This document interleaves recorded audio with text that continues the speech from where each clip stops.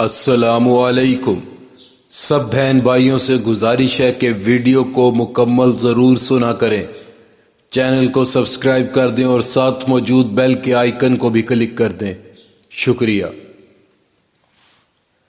اس کے بعد حضور نبی کریم صلی اللہ علیہ وآلہ وسلم وہاں سے لوٹ آئے۔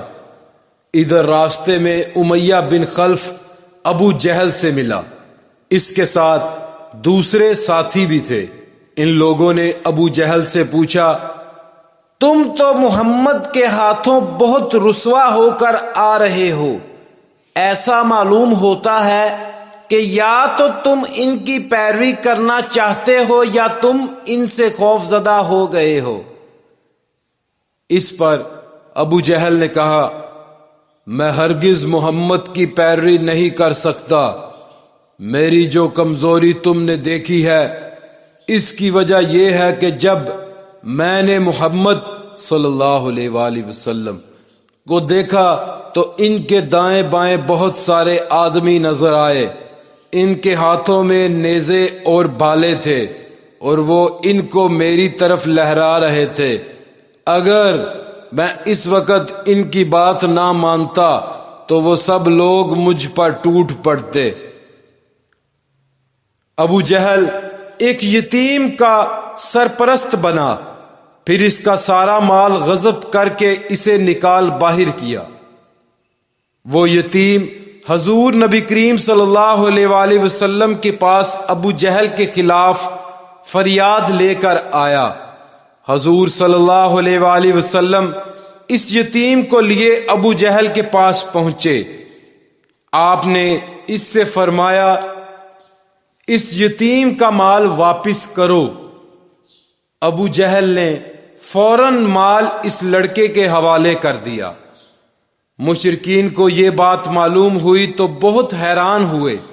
انہوں نے ابو جہل سے کہا، کیا بات ہے، تم اس قدر بزدل کب سے ہو گئے کہ فوراً ہی مال اس لڑکے کے حوالے کر دیا؟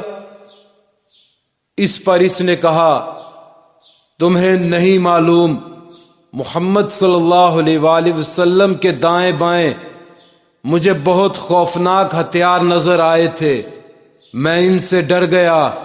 اگر میں اس یتیم کا مال نہ لوٹاتا تو وہ ان ہتھیاروں سے مجھے مار ڈالتے۔ قبلہ نشم کی ایک شاخ عراشہ تھی، قبیلہ خشعم کی ایک شاخ عراشہ تھی۔ اس کے ایک شخص نے ابو جہل نے کچھ اونٹ خریدے۔ اس کے ایک شخص سے ابو جہل نے کچھ اونٹ خریدے لیکن قیمت ادا نہ کی۔ اس نے قریش کے لوگوں سے فریاد کی۔ ان لوگوں نے حضور صلی اللہ علیہ وآلہ وسلم کا مذاق اڑانے کا پروگرام بنا لیا۔ انہوں نے اس عراشی سے کہا، تم محمد کے پاس جا کر فریاد کرو۔ ایسا انہوں نے اس لیے کہا تھا کہ ان کا خیال تھا کہ حضور صلی اللہ علیہ وآلہ وسلم ابو جہل کا کچھ نہیں بگاڑ سکتے۔ عراشی حضور نبی کریم صلی اللہ علیہ وآلہ وسلم کے پاس گیا۔ آپ نے فوراً اسے ساتھ لیا اور ابو جہل کے مکان پر پہنچ گئے۔ اس کے دروازے پر دستک دی۔ ابو جہل نے اندر سے پوچھا، کون ہے؟ آپ نے فرمایا، محمد صلی اللہ علیہ وآلہ وسلم۔ ابو جہل فوراً باہر نکل آیا۔ آپ کا نام سنتے ہی اس کا چہرہ زرد پڑ چکا تھا۔ آپ نے اس سے فرمایا، اس شخص کا حق فوراً ادا کرو۔ اس نے کہا، بہت اچھا، ابھی لایا۔ اس نے اسی وقت اس کا حق ادا کر دیا۔ اب وہ شخص واپس اسی قریشی مجلس میں آیا اور ان سے بولا، اللہ تعالی ان کو جزائے خیر دے، اللہ کی قسم انہوں نے میرا حق مجھے دلوا دیا۔ مشرک لوگوں نے بھی اپنا ایک آدمی ان کے پیچھے بھیجا تھا اور اس سے یہ کہا تھا کہ وہ دیکھتا رہے حضور صلی اللہ علیہ وآلہ وسلم کیا کرتے ہیں؟ چنانچہ جب وہ واپس آیا تو انہوں نے اس سے پوچھا، ہاں تم نے کیا دیکھا؟ جواب میں اس نے کہا، میں نے ایک بہت ہی عجیب اور حیرت ناک بات دیکھی ہے۔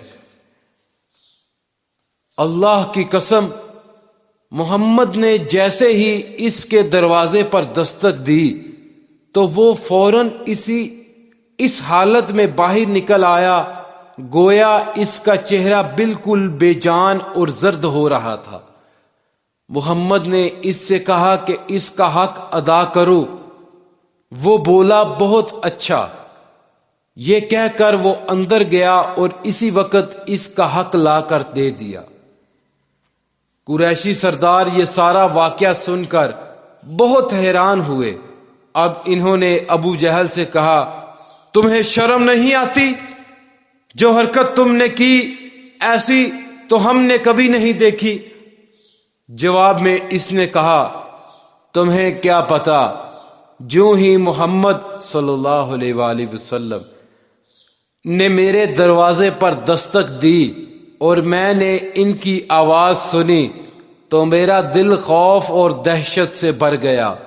پھر میں باہر آیا تو میں نے دیکھا کہ ایک بہت قداور اونٹ میرے سر پر کھڑا ہے۔ میں نے آج تک اتنا بڑا اونٹ کبھی نہیں دیکھا تھا۔ اگر میں ان کی بات ماننے سے انکار کر دیتا تو وہ اونٹ مجھے کھا لیتا۔ کچھ مشرک ایسے بھی تھے جو مستقل طور پر آپ کا مذاق اڑایا کرتے تھے۔ اللہ تعالیٰ نے ان کے بارے میں ارشاد فرمایا، ترجمہ: یہ لوگ جو آپ پر ہنستے ہیں اور اللہ تعالیٰ کے سوا دوسروں کو معبود قرار دیتے ہیں، ان سے آپ کے لیے ہم کافی ہیں۔ ان مذاق اڑانے والوں میں ابو جہل، ابو لہب، عقبہ بن ابی معیط، حکم ابن عاص بن امیہ اور عاص ابن وائل شامل تھے۔ ابو لہب کی حرکات میں سے ایک حرکت یہ تھی کہ وہ آپ صلی اللہ علیہ وآلہ وسلم کے دروازے پر گندگی پھینک جایا کرتا تھا۔ ایک روز وہ یہی حرکت کر کے جا رہا تھا کہ اسے اس کے بھائی حضرت حمزہ رضی اللہ تعالی عنہ نے دیکھ لیا۔ حضرت حمزہ رضی اللہ تعالی عنہ نے وہ گندگی اٹھا کر فوراً ابو لہب کے سر پر ڈال دی۔ اسی طرح عقبہ بن ابی معیط نبی کریم صلی اللہ علیہ وآلہ وسلم کے دروازے پر گندگی ڈال جایا کرتا تھا۔ عقبہ نے ایک روز آپ کے چہرہ مبارک کی طرف تھوکا۔ وہ تھوک لوٹ کر اسی کے چہرے پر آ پڑا۔